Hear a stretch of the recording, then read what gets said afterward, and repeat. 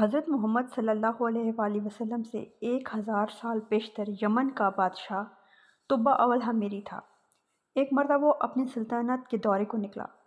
12,000 عالم اور حکیم اور 1,32,000 سوار اور 1,13,000 پیادے اپنے ہمراہ لیے، اور اس شان سے نکلا کہ جہاں بھی پہنچتا اس کی شان و شوکت شاہی دیکھ کر مخلوق خدا چاروں طرف سے نظاروں کو جمع ہو جاتی تھی۔ یہ بادشاہ جب دورہ کرتا ہوا مکہ معظمہ پہنچا تو اہل مکہ سے کوئی اسے دیکھنے نہ آیا۔ بادشاہ حیران ہوا اور اپنے وزیر اعظم سے اس کی وجہ پوچھی تو اس نے بتایا کہ اس شہر میں ایک گھر ہے جسے بیت اللہ کہتے ہیں۔ اس کی اور اس کے خادموں کی جو یہاں کے باشندے ہیں تمام لوگ بے حد تعظیم کرتے ہیں، اور جتنا آپ کا لشکر ہے اس سے کہیں زیادہ دور اور نزدیک کے لوگ اس گھر کی زیارت کو آتے ہیں اور یہاں کے باشندوں کی خدمت کر کے چلے جاتے ہیں۔ پھر آپ کا لشکر ان کے خیال میں کیوں آئے؟ یہ سن کر بادشاہ کو غصہ آیا اور قسم کھا کر کہنے لگا کہ میں اس گھر کو کھدوا دوں گا اور یہاں کے باشندوں کو قتل کروا دوں گا۔ یہ کہنا تھا ہی کہ بادشاہ کے ناک، منہ اور آنکھوں سے خون بہنا شروع ہو گیا، اور ایسا بدبودار مادہ بہنے لگا کہ اس کے پاس بیٹھنے کی بھی کسی کی طاقت نہ رہی۔ اس مرض کا علاج کیا گیا مگر افاقہ نہ ہوا۔ شام کے وقت بادشاہ کے ہمراہی علماء میں سے ایک عالم ربانی تشریف لائے اور نبض دیکھ کر فرمایا، مرض آسمانی ہے اور علاج زمین کا ہو رہا ہے۔ اے بادشاہ، آپ نے اگر کوئی بری نیت کی ہے تو فوراً اس سے توبہ کیجیے۔ بادشاہ نے دل ہی دل میں بیت اللہ شریف اور خدام کعبہ کے متعلق اپنے ارادہ سے توبہ کی۔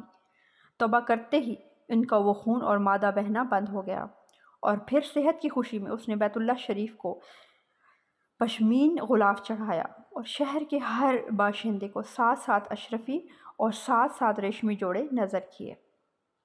پھر یہاں سے چل کر جب مدینہ منورہ پہنچا تو ہمراہی علماء نے جو کتب سماویہ کے عالم تھے وہاں کی مٹی کو سونگھا اور کنکریوں کو دیکھا، اور نبی آخر الزماں کی ہجرت گاہ کی جو علامتیں انہوں نے پڑھی تھیں ان کے مطابق اس سرزمین کو پایا، تو باہم عہد کر لیا کہ ہم یہاں ہی مر جائیں گے مگر اس سرزمین کو نہ چھوڑیں گے۔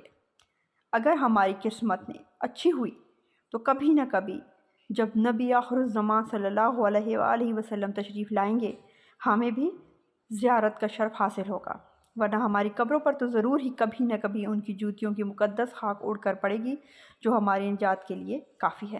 یہ سن کر بادشاہ نے عالموں کے واسطے 400 مکان بنوائے اور پھر اس بڑے عالم ربانی کو ایک خط لکھ دیا اور کہا کہ میرا یہ خط اس نبی آخر الزماں صلی اللہ علیہ وآلہ وسلم کی خدمت اقدس میں پیش کر دینا۔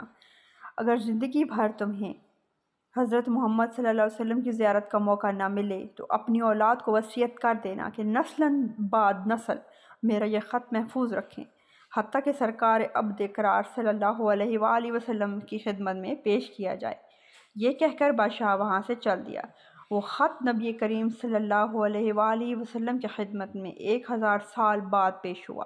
کیسے ہوا اور خط میں کیا لکھا تھا سنیے اور عظمت مصطفیٰ صلی اللہ علیہ وسلم کا اعتراف کیجیے۔ خط یہ تھا، سید المرسلین محمد صلی اللہ علیہ وآلہ وسلم، اما بعد۔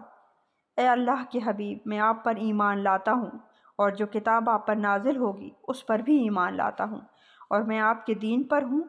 پس اگر مجھے آپ کی زیارت کا موقع مل گیا تو بہت اچھا ہو، غنیمت، اور اگر میں آپ کی زیارت نہ کر سکا تو میری شفاعت فرمانا اور قیامت کے روز مجھے فراموش نہ کرنا۔